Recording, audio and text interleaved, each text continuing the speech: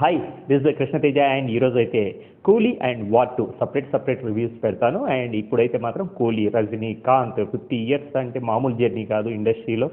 ఎందుకంటే ఇండస్ట్రీలో 50 years of తన జర్నీ కెరియర్ చూసుకున్నట్లయితే ఎక్కడ తగ్గకుండా స్టెప్ బై స్టెప్ ఈ ఏజ్లో కూడా తన ఎనర్జీ లెవెల్స్ నిజంగా యూత్కు నెక్స్ట్ లెవెల్ మాలాంటి వాళ్లకు ఇండస్ట్రీలో ట్రై చేసే వాళ్ళకు నిజంగా తనను చూసి ఇన్స్పైర్ అవ్వాల్సిన ఎటువంటి సిచ్యువేషన్లో అయినా ఎటువంటి పరిస్థితుల్లో ఇంకా సినిమా విషయానికి వస్తే కూలీ ఎలా ఉంది అంటే మస్ట్ వాచ్ మూవీ. అండ్ కూలీ ఎందుకంటే ఆ టైటిల్లోనే ఒక వైబ్ అయితే ఉంది. ఆ వైబ్ను అందులో రజనీకాంత్ యొక్క మాస్కు మళ్ళీ దీంట్లో ఒక జైలర్ లాగే ఆల్ క్యారెక్టర్స్, ఎందుకంటే మెయిన్ పిల్లర్స్ లోకేష్ కనకరాజును చూసినట్లయితే ఒక నాగార్జునను విలనీగా చేసిన విధానం అయితే అసలే దీంట్లో ఉపేంద్ర, అమీర్ ఖాన్ లాస్ట్ అందులో దీంట్లో సోబీన్ బెస్ట్ అని చెప్పొచ్చు. ఎందుకంటే తను మలయాళం యాక్టర్గా వచ్చి, ఎందుకంటే మలయాళంలో మనము ట్రాన్స్ అనే మూవీలో ఒక ఎపిసోడ్లో తను యాంకర్గా చేసింటాడు.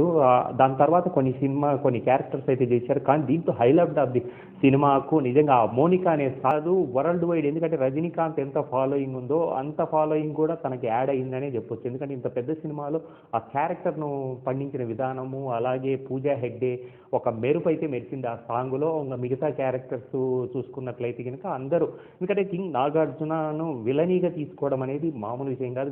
ఎందుకంటే నాగార్జున ఈ మధ్య కాలంలో కుబేరాలో ఒక డిఫరెంట్ క్యారెక్టర్ తీశాడు. అలాగే ఎందుకంటే వాళ్ళ ఏజ్కి తగ్గట్టు నాగార్జున చూజ్ చేసుకున్న విధానం అయితే పర్ఫెక్ట్ అని అనొచ్చు. ఎందుకంటే మొన్న జగత్ బాబు తన ఇంటర్వ్యూలో నా పొట్ట కొడుతున్నావు అంటే నిజంగా పర్ఫెక్ట్ అనిపించింది. ఎందుకంటే ఇది ఇక్కడ స్టైలిష్ విలన్. ఎందుకంటే మనం అంతకుముందు సూర్యాని ఏ రేంజ్లో ఏ స్టైల్లో చూసామో జైలర్లో, ఇప్పుడు దీంట్లో కూడా నాగార్జున ఫుల్ లెంత్ ఆఫ్ మళ్ళీ ఎక్కడా తగ్గకుండా వాళ్ళ పాయింట్ ఆఫ్ వ్యూలో ఆ కథ ఏదైతే ఉందో సత్యరాజ్ గారు అండ్ వాళ్ళ శృతి హాసను, ఇట్లా మైనస్లు పాజిటివ్ కూడా మనం దీంట్లో మాట్లాడుకుందాము. అలాగే సబ్జెక్ట్ వచ్చేసి ఒక హాస్టల్లో ఒక తన ఎందుకంటే లాంగ్ కూలీగా ఉంటాడు, తర్వాత ఒక 30 years అలా లైఫ్ ఒక హాస్టల్ని మెయింటైన్ చేస్తూ ఉంటాడు. అక్కడ సత్యరాజు అనేవాడు తన ఫ్రెండ్ చనిపోయినప్పుడు అక్కడ వాళ్ళ కూతురుగా శృతి హాసన్ కలవడానికి వెళ్తే సత్యరాజు మర్డర్ మిస్టరీ ఏంటి, నాగార్జునకు లింక్ ఏంటి, అండ్ సోబీ క్యారెక్టర్ ఏంటి, తర్వాత అమీర్ ఖాన్ క్యారెక్టర్ ఏంటి, ఆ చైరు ఎలక్ట్రిక్ చైరు వల్ల వచ్చిన అది, ఎందుకంటే ఇదంతా కూడా